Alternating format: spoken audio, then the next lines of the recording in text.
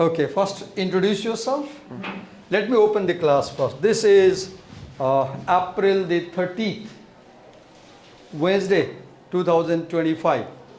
And we are in BBIS second semester, where we have a presentation by Yusuf Ali. And Yusuf Ali asked me not to record his presentation, so I have shut the camera lens down. We'll be recording his voice, but not his appearance. So let's invite Yusuf Ali. He will present on the last section of the previous essay, that is, I guess, effective management of intercultural conflict. That is the last section, I guess. Yes, Yusuf, go on. So good morning, everyone. I'm Yusuf, and I'll be presenting about the effective management control of conflict.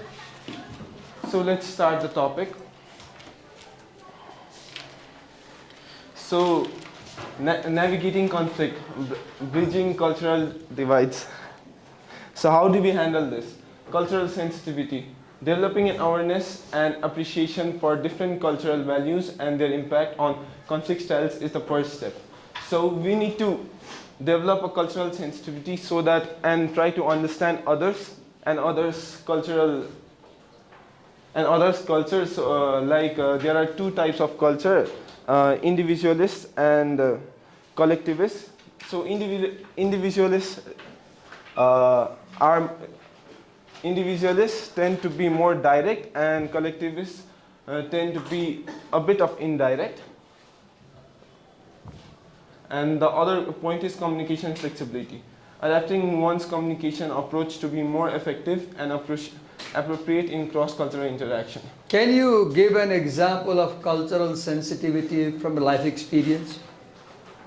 So, for an example, if I'm talking to an individualist, so I need to be more direct towards them. Okay. I need to say whatever. Do you have any experience of communicating with a person from another culture? Can you share if you have? So anytime you talk with somebody who is, let's say, for example, foreigner, if you have? So not only foreigner, because I'm a Muslim, so, and I'm living in Nepal, so every day I communicate with Hindu peoples, and I tend to understand their culture and they do mine. So it's I don't feel anything like in Nepal or other countries, they try to humiliate their other cultures except for them, but in Nepal we all stay like brothers and sisters. And okay. So do you feel that Nepalese people are more tolerant about other people? That's your experience? Probably, yeah. More tolerant in your experience? Okay, go on.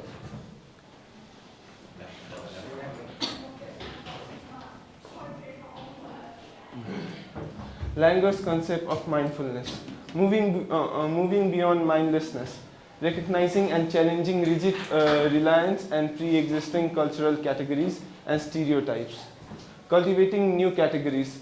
Who is Langer? What's his full introduction? If you know, what's his full name? Who is he? Is he a correspondent? Is he a teacher, professor, or what? I studied about the concept of mindfulness regarding Langer's, but I don't know about his personal. Go on. Cultivating new categories, actively seeking to understand the nuances and complexities of other cultures and individuals. We, according to the concept of mindfulness that Langer's create, we need to understand the complexities of other cultures and individuals and try not to... I have a question. So we'll be interacting. You stay there. You're out of camera focus. Okay. So you wrote cultural categories and stereotypes. What is a stereotype? Stereotype is like people not... Look at me. Yeah, what do you call this? Yes, sir. Huh? What do you call this? Tupi. Okay. Tupi. Okay. I'm a Brahmin, right? So I have this shikha. Right? Okay. So English people named it as pig's tail. Pig's tail. look, to insult Brahmins. That's the word they gave. So when you call pig's tail, you are using a derogatory term, right? Now, if you define a Brahmin as somebody who is having shikha, as I have, then what happens? You can find, okay, raise your hand in this class if you are a Brahmin and you don't have a shikha. Look, 1, 2, 3, 4, 5. We have 5 examples where they are Brahmins and they have no shikha. But if you generalize that a Brahmin is somebody who has a tupi, you are wrong. Because you can see you have 5 examples, right? So what is stereotype? Stereotype is an idea about someone or something which is seen in some examples but which is not true in general. For example, at the back of the buses in Kathmandu, I have seen one slogan from the movie Toilet Ek Prem Katha.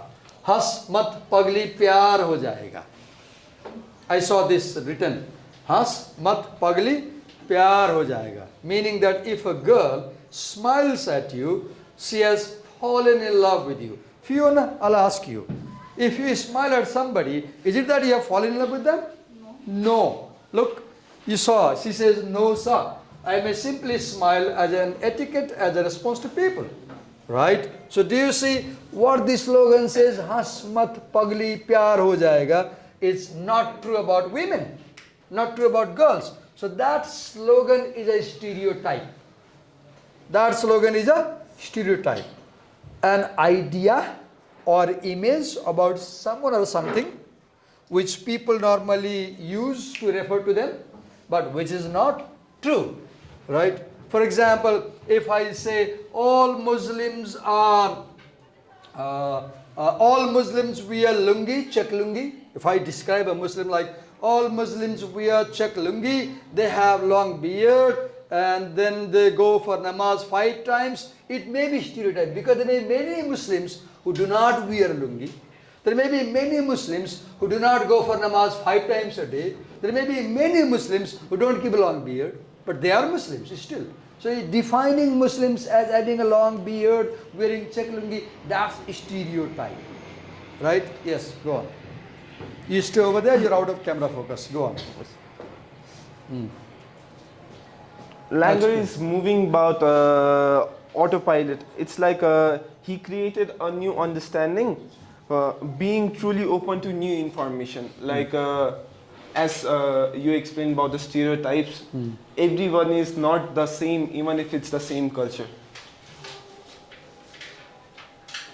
What do you understand by pre-existing cultural category?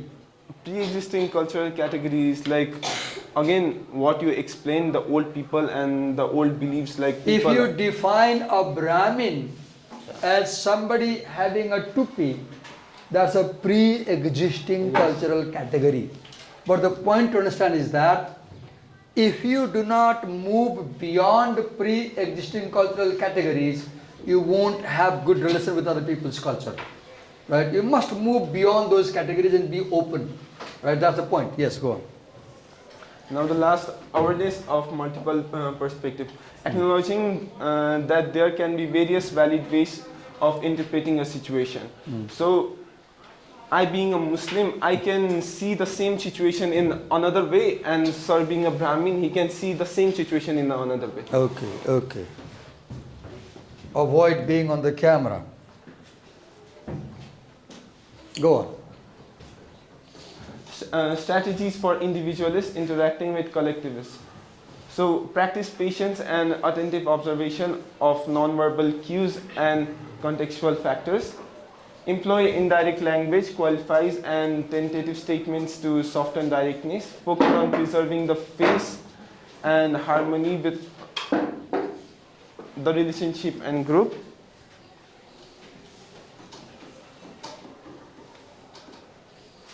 If you are from a more direct, direct community. You wrote that practicing patience can help us manage conflict. No, right? You written practice patience and individual to attentive collective, observation yes, of non-verbal cues and contextual factors. What are non-verbal cues? So why I wrote this is because practicing patient is. What is a non-verbal cue? As you talk to people, you will see their body language. If somebody is angry with you, they might contract their forehead and frown at you. If somebody is going to attack you physically, they might do like this before they attack you. If somebody is nervous, they might be shivering. So non-verbal cues are hints about the body, where they stand, where they look, how they react, whether they are smiling or they are serious. That gives you an idea how a person is feeling. So if you are good at understanding non-verbal cues, you can figure out whether a person is going to attack me, whether a person is angry, whether a person is nervous, and you can manage the conflict accordingly. Then you wrote about contextual factors. What are contextual factors? Contextual factors. Like right now, what is contextual factor? We are in BBIS class. It is 30th of April 2025. It is Wednesday. We are in a presentation. You are being judged for this presentation context. Who are the people? There are two people in this presentation, a student and a teacher context. Where you are, when you are, how is the surrounding, how is the environment. Maybe a bit tense for you because I'm interrogating and asking questions, right? So you said practicing patience will help to manage conflict. Can you share an example from personal life when somebody tried to tease you, when somebody tried to make you angry, you were really angry, then you realized, oh, I shouldn't lose my patience, and you maintained patience. In a while you got cool and he got cool, you didn't fight.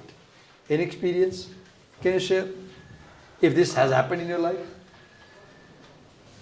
No, sir, I haven't faced that personally, but about why I wrote this practicing patient is because when individualists interact with collectivists, individuals tend to be more direct and collectivists to be more indirect. So if you're talking, I being an individualist and you're a collectivist, if I'm talking to you, I should be more patient and be more indirect. I shouldn't be like more direct towards you. And good explanation. Well, when you come to presentation here, what I want you to do is that the ideas that you read in the book, they are the theory, right?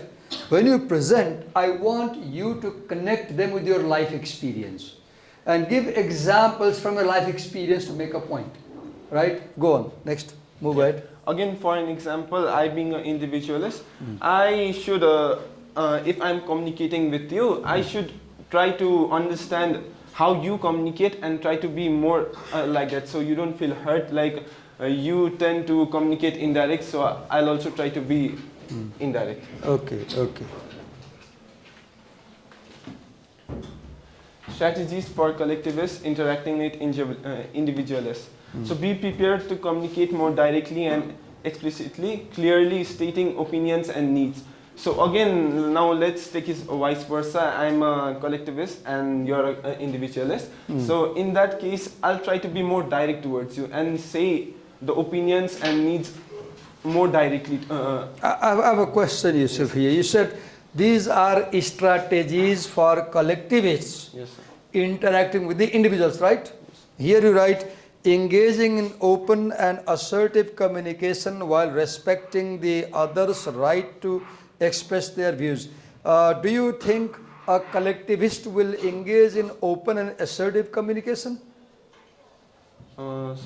Because your heading is, these are strategies that a collectivist will use while communicating with individualists. And here you write that the collectivist will engage in open and assertive communication. So do you think a collectivist uses open and assertive communication?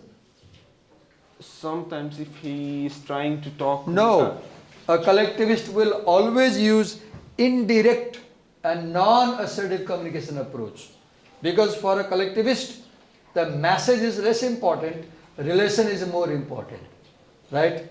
This point should go where you write how an individualist interacts with collectivist. Go on next. Yeah, so we should be ready for direct questions and feedback and provide clear verbal explanations. So I shouldn't be indirect again. I should tend to be direct. For an example, some foreigners and So what I see, these points are okay, Yusuf, but the heading is wrong. The heading is just opposite. Who made this slide for you? Somebody made? And you had no idea what is there? no. Otherwise, if you review slides, as I realize this, the heading is, it should be strategies for individualists interacting with the collectivists. Then it will apply. Go on. Let me help you. Next slide. Go on. So for Last slide, I conclusion, guess. fostering intercultural understanding, recognizing and valuing diverse conflict styles as valid human responses. So if you're an individualist, you should, and you're communicating with a collectivist, you should try to communicate their way. And if you're a collectivist and you're talking to an individualist, you should try to communicate that way so that we can prevent the conflict. Another, cultivating empathy, active listening, and a willingness to learn from different cultural perspectives. First, explain what is empathy. What is empathy? Empathy is like What do you mean by empathy? me being in your that like If I can imagine you yeah being in my situation and then understand how you must be feeling right now, I have empathy. For example, you're a student and for the last 10 minutes, 15 minutes, I'm interrupting you. I'm showing difficulties and I'm making it difficult for you. Now I imagine if I was a student over there, if my teacher intervened like this and showed me problems in my presentation, how would I feel? Oh, I shouldn't do that. I'll be nervous. Oh, I shouldn't interrupt him. I should let him finish first. Then I should comment. Then I have empathy. But if you observe my behavior right now, if you observe my behavior, you might conclude Divakar sir doesn't have empathy.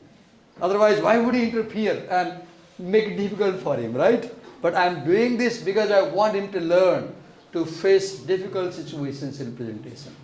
Right? I'm doing it knowingly. Okay, go on. striving for mutual understanding and respect as the foundation for effective cross-cultural collaboration and conflict resolution. So, in closing, navigating cross-cultural conflict effectively isn't about changing yourself. It's about understanding others' perspective. By appreciating the diversity of conflict styles and communicating empathy and communicating in a way that others don't feel hurt, it's totally about that, either than changing about who you are. Okay, wait a minute. Now your presentation is over. I have some questions to you. Wait a minute. I have some questions. Just a minute. I'm opening a file. So here, your presentation was on this section, supposedly, this one, for example, effective conflict management. This was the topic given to you. But I see that your presentation is titled on this one, which Tasant has presented, cross-cultural conflict interaction styles. One problem. Now I have some questions. You defend it. For example, if you go to the book, Effective Conflict Management, here are clearly given points. Communicate effectively, appropriately, creatively. Number 2, knowledgeable. Be knowledgeable, be respectful, be to different world views. Number 3, be sensitive to the differences and similarities. Number 4, attune to the implicit. The book clearly lays down points how to make effective conflict management. I have a question. Why these points are not in your slides? Sir, so why is it not in my slides? It's because I want to be a bit different than others and I don't want to copy what's in book. I rather research a bit and try to be different from that's a good idea, but let me tell everybody here. When I assign you to make a presentation, I want your presentation 99% based on the text. Based on the text. You should bring the points from the text. Why? Because By assigning you presentation, I am persuading you to read the essay. Because you know, when you don't bring these points, then chances are you go use some AI or you go to YouTube or Google. If you Google this topic, you will find 20 presentations already there. You will find last year's presentation by LSM also. Google will take you to YouTube, my last year's class, because it's in YouTube. I do not want you to use those presentations done previous year by other people. I want you to read the essay and make your own presentation.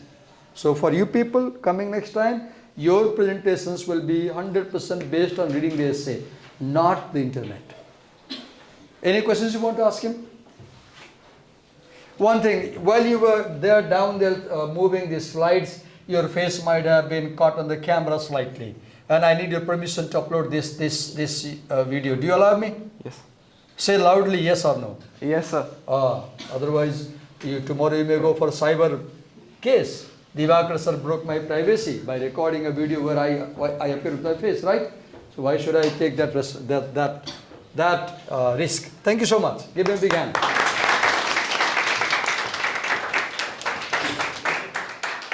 Whenever I invite you here for presentation, if you do not want to be recorded, understand that I will not record you, but I will record your voice because I need to transcribe your voice to know what you said in the classroom, right? So if you do not want your face to be recorded, your physical appearance to be recorded, before you come here, let me know. Tell me, Divakar sir, please do not film me. What I will do, I'll be over there as I did in his time. I'll avoid you. If you don't want to be recorded, stand this side.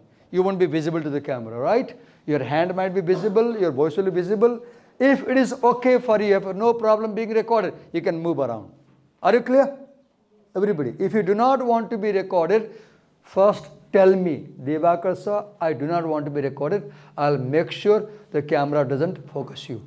And in that case, stand this side and present. If you have no problem being recorded, you can move on. And understand, this recording goes on YouTube. And many people watch. And they comment. If you go to my channel and if you see some videos, last week one video was watched about 650 people.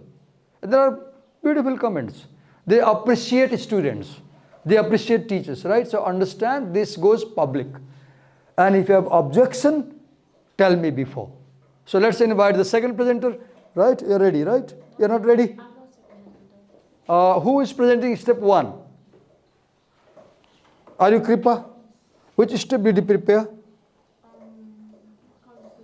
Let me check here. You made a note earlier. Culture and the campus problem, right? This was given to you, right? Okay, just a minute. We have to be very fast because we can't waste our time. So, who was given step 1? Who was given step 1? What do I believe about communication? Who was given? I can find out. It's already there. So someone please let me know who was given to present on this. Step 9, Sylvia was given, right? Who was given step 8? Who was this? Is this Suman in this class? The YouTube transcribes names incorrectly. Sylvia was given step 10 and conclusion. Step 10 and conclusion. Who was given step 1? Step 4. Right, let's check step 2.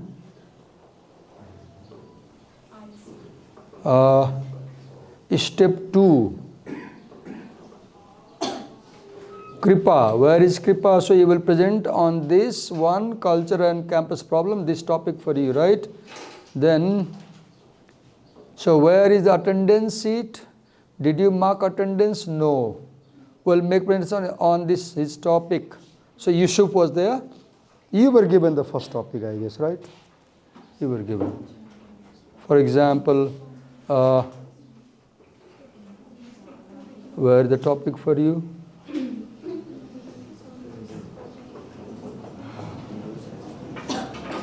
Campus problem.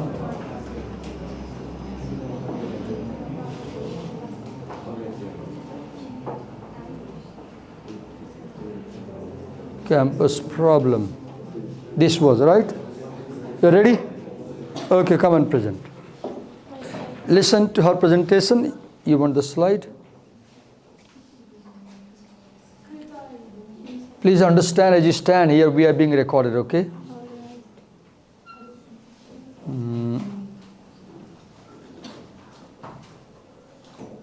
No, this is my slide. Just a minute. I have Kripa, right? K.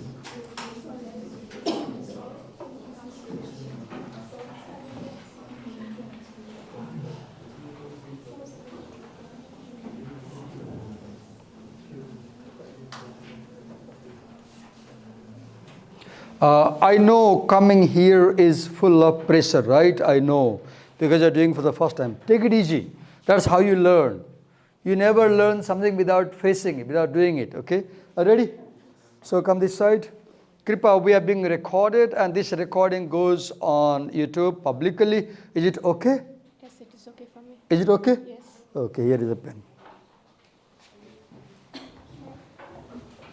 Listen to her, make notes if necessary. So you have some notes about his presentation, right?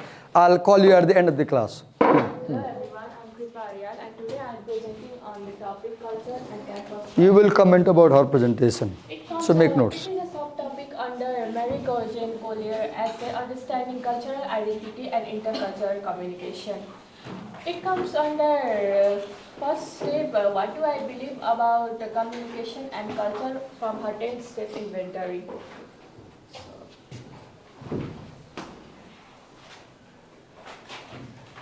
So let's understand about culture and campus problem. Here, the first thing we need to learn about is stereotype. So what is stereotype? A stereotype is Use this microphone, I forgot. On the tie. So a stereotype is a fixed and simple idea that people have about a group of people or things which is often not true or fair. So this is the main point we have to understand about stereotype, because sometimes it may be true or it may not be true. For example, we can see in Western culture that people who have tattoos are said to be in shady business, but often than not it is not true. So it occurs on the basis of linking culture to ancestry or race. So stereotypes often occurs because of who you are or what culture you belong to. You are Brahmin, Kripa, right? I am also Brahmin. You said that stereotype occurs when you connect race or ancestry with culture. Can you tell one thing about Brahmins, which people often say but which is not true? Brahmin, mostly Upadhyaya Brahmin, is known to be Pandit or someone Pandit who was Pandit, okay. Right? So it is often stereotype, because in my family also my grandparents may be Pandit, but my father and me, for example, we are not. So we can. So if you call an Aryal, you are Pandit, Baje, Pandit, right? That's stereotyping, because he may be a mechanic, right? Not a Baje, not a Pandit. Yes, go on.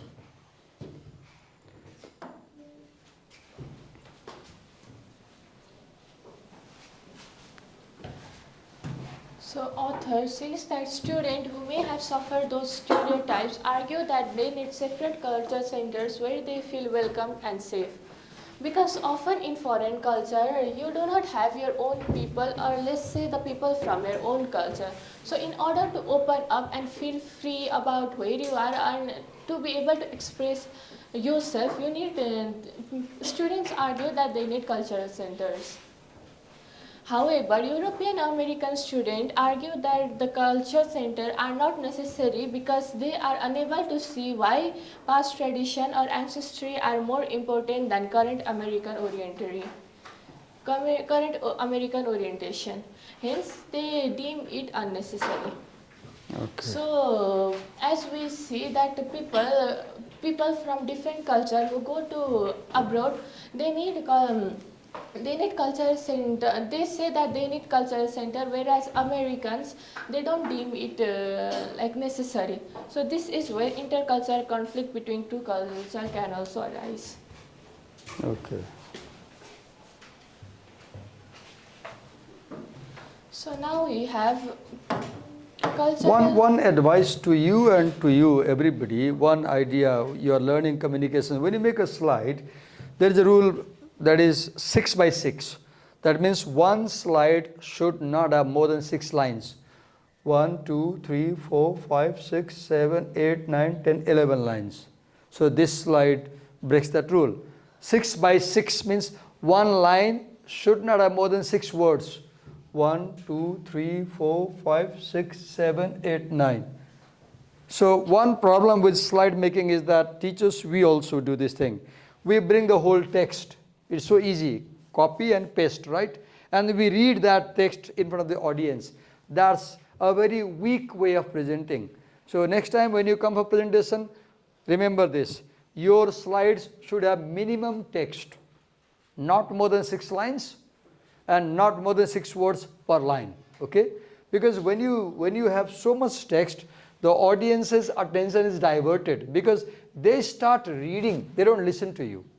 And when the audience listens to you, your presentation fails. Sorry, if your audience reads the text, your presentation fails. Your audience is supposed to listen to you, not look on the screen. And when you have this much text, what do? They start reading the text. And when they read, they don't listen to you. Why they read? Because you have a lot of text there. So please avoid bringing a lot of text in your slides. Go on. Now explain that. What is there? Explain that. Next we have cultural ideology and politics. To understand that, first we need to understand culture as ideology. So what is culture as ideology? This means that culture isn't just about music, tradition, music, festival, or fun. It includes belief, value, and idea that shape how people live. For example, if a man believes that a female should stay at home, which is not necessarily true, of course, but it is a cultural belief because that's what a man believes, and it is his idea, so it becomes ideology. For example, we are Brahmins, and I'll give an example of my father. So what's ideology as culture, or culture as ideology? So being a Brahmin, my father wakes up around 3 in the morning, and then from 3 in the morning up to 5:30, he spends 2.5 hours doing puja. And his puja has specific rule. He worships 5 gods. The sun, goddess Durga, Lord Ganesha, Vishnu, and Mahesa. Panchan Devata. 5 devatas he worships. And then he wears a specific dress, Brahmin's dress, dhoti and kurta. And then he eats self-cooked food or cooked by my mother. He doesn't eat food cooked by anybody else. My father doesn't eat anything made in the market or anything packaged food, nothing. My father does not eat after sunset. That's his rule. Why? Because he's a Brahmin. So look, the ideology. What is ideology? The ideas you believe in. The ideas which govern your life. I am different. Look, I am putting on a tie and having a shikha. I put on a tie for the job place, college place. They require me to be formal. I have shikha for personal ideology. So do you see in me the Eastern ideology and the Western ideology? You will see a mix of that, right? I don't wear dhoti and kurta. I wear coat, formal dress, right? Though I am Hindu, I believe Hindu ideology, but I am not very conservative as my father is. Yes, go on. So that is culture as ideology. Now next is culture as politics. So what is this? So it means the culture is also about power. Who gets to decide what normal is and whose voices are listened and heard. So, for example, if a politician decides that some language, let's just say Nevari, should be compulsory taught in school that then that becomes culture as politics, because he used his power to gain that authority, and he decided that people should learn that language because of his power. Let's use some more example. Culture as politics. In Nepal, before 2063, we had a constitutional monarchy, right? Then we call the system as Prajatantra, democracy. Now we call it Lokatantra, culture as politics. We have Lokatantric culture. We call Nepal as Sanghiya Loktantric Ganatantra. Now think about China. China has socialist politics. Think about North Korea. North Korea has hardline communist politics. Think about America. America has democratic versus republican politics. Think about India. India has democratic politics. Think about Pakistan. Pakistan has very hard-lined Muslim Sharia-based politics. So politics is also culture, right? Your political system determines what culture you follow. Yes, go on. So, at last, the key idea is that culture as ideology and politics is not means that culture. You is get not ready. Culture in general is not only neutral or fun, but it is also about power, control, and idea that influence how others live and think. Okay. So here the author says that defining culture as ideology and politics helps us to understand why people are so committed in maintaining their cultural centers and program, or why they wish to replace it. So the people who maintain their culture centers are in this context are the students who have came from abroad, and the person who they wish to replace it are the European American students. I'll give an example of this thing. My son is doing his PhD at Kansas State University. And as I come to know, in his university there is a culture center.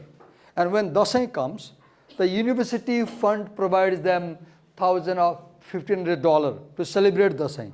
Look, so being an immigrant, non-American student, my son is getting this facility. So now a Native American student, white student, can argue, oh, why is he getting this facility, why not us? He may argue that we are wasting money, as the present administration is doing. Do you see they are saying that we are wasting money on immigrants? Go on. So because for some people, those culture centers are not only a source of identity reinforcement, but also a source of power empowerment.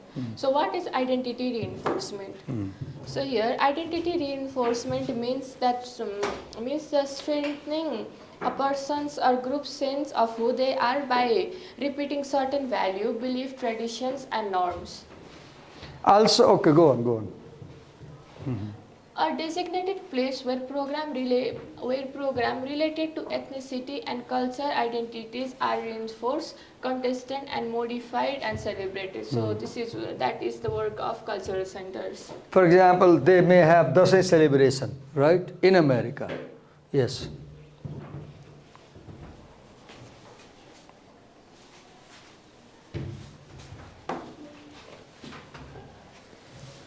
Collier herself, after combining several approaches to culture, defines culture as historically based, interpretive, constitutive, creative set of practice and interpretive frames that demonstrate affiliation with a group. So she often thinks culture. So wait a minute. What is culture? Culture is history. Look, Nepali culture. Why do you insist on Prithvinarayan Saha? Because we kings have history in Nepal, making Nepal, right? Then interpretive, how we make meaning, right? How we do creative activities, practice, all these things make culture. Let's go on. So she often thinks culture as group identity, although she studied the politics and ideology and the performance of the enacted group identity. So I have a feedback for you, Kripa, and to you also. Look, what is Kripa doing the problem? She is reading the slides, right? When you come for presentation, if you read from the slides, turning this side and not looking at the audience, the audience loses all connection with the presenter. And what the audience does, if she is reading from the slide, why should I listen to her? I too will read from the slide. And the moment the audience stops looking at the presenter, the audience stops listening to the presenter, and the audience reads the slide itself as you are reading, you lose all the control of presentation. Your presentation fails. Presentation is, what is presentation? One presenter controlling the attendance of 30 people. The moment 30 people are not connected to you and they are connected to the slide, your presentation fails. To avoid this, minimize the text. Hold the paper in your hand, no problem. As you're holding a mobile phone, fine, you can use mobile phone. Use one word here. In a mobile phone, have the explanation, do a rehearsal, and look at the front, look at the audience and explain. Every time you explain, you must have eye contact with the people in the audience. Then they will listen to you. If you don't have eye contact, if you read as you're doing, there will be a problem. Go on. Take my comments easily. Go on. So first we should learn about culture as group identity. So what is culture as group identity? The phrase culture as group identity means that culture is what has define what a group is, what a group of people are, their shared belief, value, traditions and custom of the life. Give an example of culture as group identity from your personal life experience. Give an example. So All of you are students, right? This is a group of students, right? That's your identity, cultural identity. You are students. We are Brahmin, Aryal versus Aryal, right? Two Aryals have met. She may be thinking, oh, sorry, is Aryal, so he will be kind to me. I may be thinking, oh, she is Aryal, I should favor her. Wrongly, right? I shouldn't. That's nepotism. But if I favor her, that is culture as group. Culture as group. Yes, go on. So and next we have enacted group of identities. So what are enacted group of identities? So the phrase enacted group of identities means the people actively show or perform their group identity through their action, words, clothing, behavior or communication. Enacted group does not only mean just about the group you belong to, they are also about how you express that culture with culture in your own life. At college, when I join other teachers here at LSEM, people call me sir, right? You call me Divakar sir, right? You greet me, good morning sir. When I go home, my wife doesn't call me sir. She calls me Raja. And she doesn't say good morning. Not necessarily, right? So at home, I enact the husband's identity. At college, I enact the teacher's identity. Right? At home, I belong to the husband's group. In college, I belong to teacher's group. But if I go to hospital right now, for medical checkup, will my doctor call me Divakar sir? No. He will call me patient. Ke bhai tapailai? He will ask. Kahan dukh cha? He will ask. Now my identity belongs to a group of patients. If I do a crime, if the police arrest me with a handcuff, now my identity will change to the group of criminals. Right? So we enact group identities differently at different places and time. So in this whole two paragraph, the colon means that she sees culture as a way group to show who they are, and she also studies the power behind it, the ideas that shape it. She also look at how people act out or express their group identity in real life. For example, through clothing, food, rituals or Nidaya bichara. through clothing, food, rituals. As a or presenter, personal if somebody is behavior. sleeping, you should wake them up. That's your job. You should alert people not to be sleepy in the class, right? Go on. Okay, we have some slides. So So finally, she believed that a communication event or interaction becomes intercultural when different cultural identity emerge in a text of different cultural identity emerge in text or talk of interacts. So what is interacts? So what is interacts? So here interacts refers to the people involved in communication. This should or be interaction. interactant. There was interacts in this. Interactant. You and me are interacting right now. Those who interact. Interacting refers to the people involved in a communication or interaction. In other words, the individual or a group who is communicating with each other. So it means that just being from different culture doesn't automatically make a conversation intercultural. It becomes intercultural only when their cultural differences appear in the way they speak or interact. I have a comment right now. One thing I realized listening to you, to Yusuf, to Tasant last time, you need one quality as a presenter. Keep in mind, a presenter is a very good speaker. If you are not a good speaker, you are not a good presenter. So a presenter has a body language. Do you see Kripa? She's always over there. She's not moving a lot. You should keep moving a lot. A presenter has extensive body language. Tasant had that, I remember. And one plus point about Tasant was his voice is very loud, very high. The key in presentation is commanding the audience. And one technique of commanding is your voice. It is your voice that commands people. If you have timid voice, low voice, soft voice, you fail to command. Right? Voice, formal dressing. I'll appreciate if you're formally dressed on the presentation. You can do that. You can come in formal dress. Presenters are always formally dressed. They have non-verbal body language. They have loud voice. They have eye contact. They keep looking right into the eyes of the people as they speak. And when you contact somebody, I'm looking at Fiona's eyes right now. So now she's smiling. When she smiles, there is a connection between teacher and student. Right? Such connection is important to hold your audience.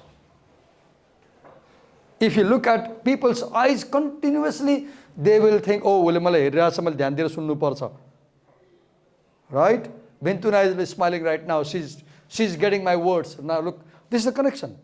Eye contact is a very powerful way of getting connected with the people. And as a presenter, you should have that, a smiling face. And you should never allow the people to feel that you are under pressure. You should be relaxed, right? I know you are students. I know you are learning. No problem. But I'm teaching these things to you. Yes, go on. Conclude. So this is my presentation. Thank you so much. Thank you. Give her a big hand. Any questions you want to ask her? No questions. You haven't read. Wow. How can you ask questions, right? Thank you so much.